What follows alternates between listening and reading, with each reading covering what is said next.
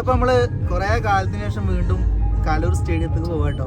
ഇപ്രാവശ്യം ബ്ലാസ്റ്റേഴ്സിന്റെ മാച്ച് കാണല്ല, നമ്മുടെ സ്വന്തം നാഷണൽ ടീമായ ഇന്ത്യൻ ടീമിന്റെ മാച്ച് കാണാൻ വേണ്ടിയിട്ടാണ്. ഞങ്ങൾ 5 ആളുണ്ട് കേട്ടോ. അഫ്സല്, പിന്നെ കോശി, പിന്നെ ഹാരിസ്, റയ്യാൻ. ഈ 5 പേരും ഇന്ത്യൻ ടീമിന്റെ ഒരു മാച്ച് നേരിട്ട് ഇതുവരെ കണ്ടില്ല. അപ്പൊ അതൊരു ഫസ്റ്റ് ഒരു എക്സ്പീരിയൻസ് ആവും അല്ലേ? ഞാനും കണ്ടിട്ടൊന്നുമില്ല. അല്ല, 10 വർഷത്തിന് ശേഷമാണ് നമ്മുടെ നാട്ടിലൊരു മാച്ച് വരുന്നത്. അപ്പോൾ പൊതുവെ കേരളത്തിലുള്ള ആരും അങ്ങനെ കാണാൻ ചാൻസ് ഇല്ല. ഓക്കെ, അപ്പൊ എന്തായാലും നല്ലൊരു എക്സ്പീരിയൻസ് ആവുമെന്ന് വിചാരിക്കുന്നുണ്ട് കേട്ടോ. അപ്പോൾ ഫസ്റ്റ് ടൈമാണ് ഇന്ത്യൻ ടീമിന്റെ മാച്ച് കാണാൻ പോകുന്നത്. അപ്പൊ അതിൻ്റെതായ എക്സൈറ്റ്മെന്റ് കാര്യങ്ങളൊക്കെ ഉണ്ട്. എന്തായാലും നമുക്ക് പ്രഡിക്ഷൻ ചോദിക്കാം എല്ലാവരോടും. അപ്പൊ റയ്യാൻ പ്രഡിക്ഷൻ പറയാം. പ്രഡിക്ഷൻ ഇല്ല, ഒന്നുമില്ല. അങ്ങനെ പറയത് പറയും. അഫ്സല പറ, പ്രഡിക്ഷൻ പറ. 2-1 ഇന്ത്യ 2 ഹോങ്കോങ് 1 അല്ലേ കോശി? 2-1 ഹാരിസ് 2-0. അപ്പൊ റയ്യാൻ പറയണ്ടോ? 2-0. അപ്പൊ ഞാൻ പറയുന്നു 3-1. 3 ഗോൾ അടിക്കുന്നതാണ് വിചാരിക്കുന്നത്. നോക്കാം എന്തായാലും. കാരണം ഹോങ്കോങ് സയൻസ് ഒക്കെ ഉണ്ട് കേട്ടോ അല്ലേ?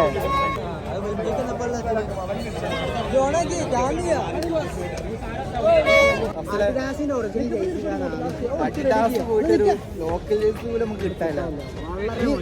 ജേഴ്സി ഉണ്ട് ലോക്കല് കൂതറ സാധനം. പക്ഷെ റേറ്റ് പറയണം 500 പേരും ചാമ്പലല്ലേ, അല്ല വേറെ മാർക്കില്ല.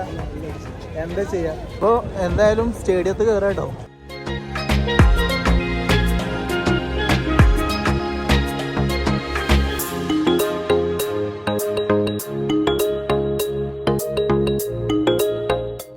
നിതിനെ എങ്ങനെയുണ്ട്?